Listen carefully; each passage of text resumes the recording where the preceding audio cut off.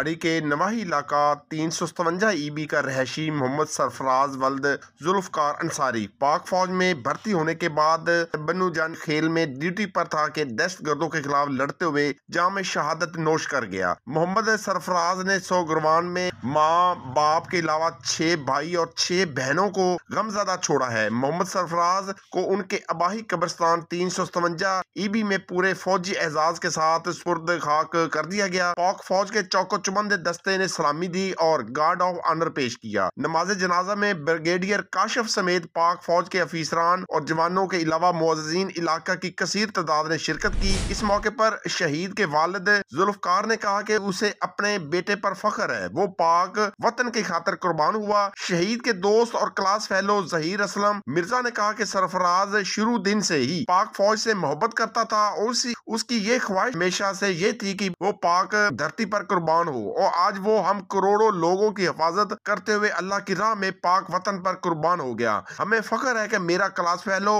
और दोस्त पाक वतन पर कुर्बान हो गया।